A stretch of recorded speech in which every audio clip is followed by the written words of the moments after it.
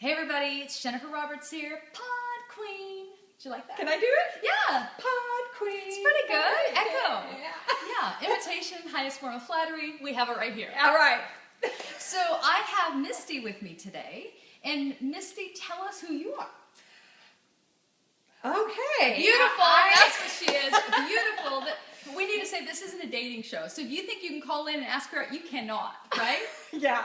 Or if you do, right. let me know. Right. Through Jennifer, right?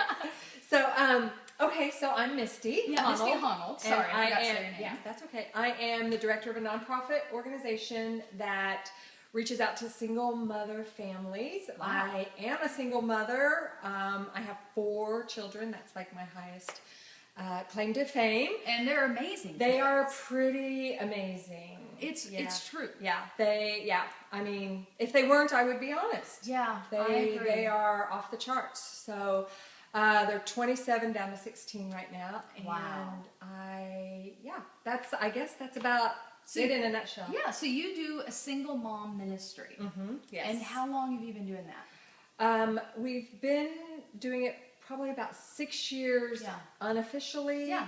And then about 3 years officially as a Yeah. nonprofit organization. That's so, awesome. mhm. So you said you are a single mom. Yes. So tell us how that came to be. Because you were married. I was married. I was married for 13 years. We had 4 children, and they were 13 to 2 at the time. Wow.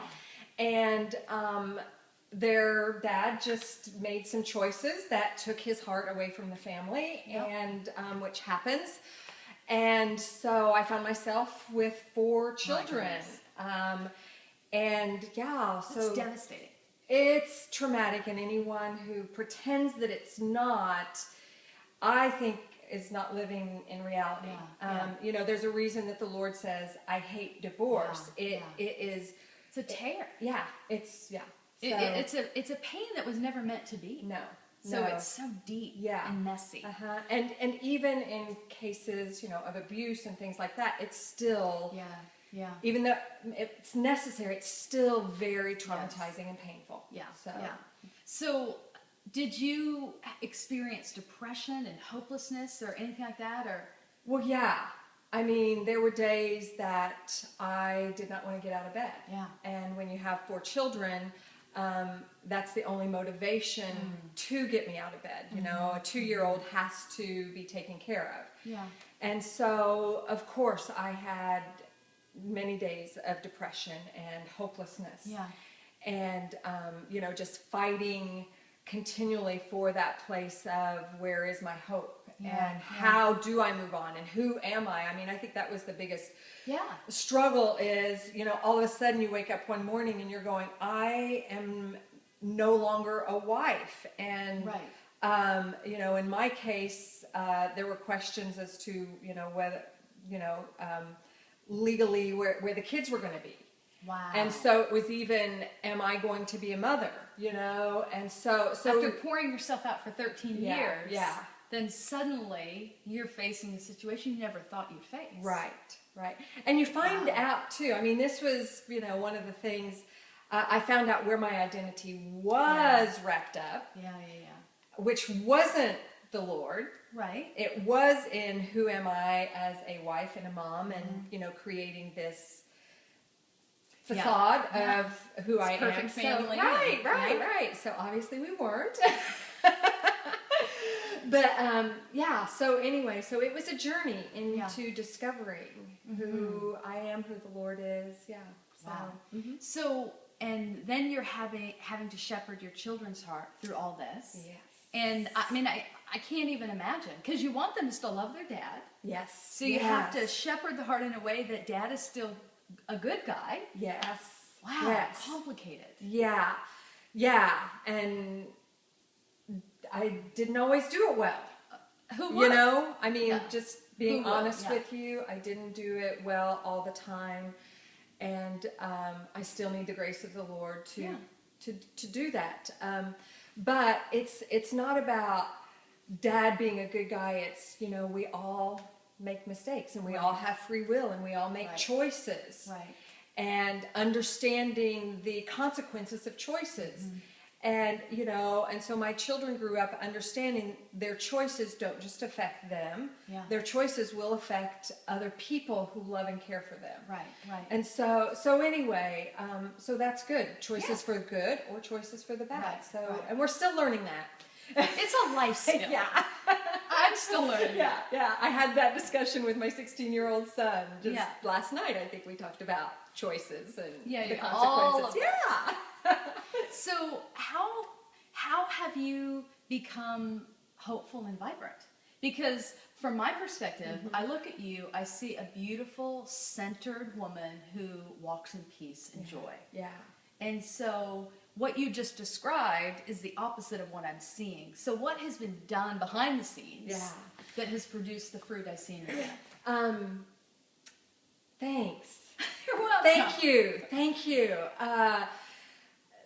What was done was hours on the floor weeping and crying out to the Lord and in the Word. And I told you I've been watching some of your podcasts, and you were doing one where you were going through, I think, Psalm 34 or Psalm 36, and I did that, you know, with the Song of Solomon. Yeah.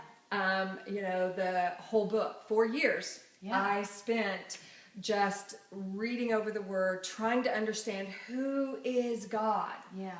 Who is my beloved?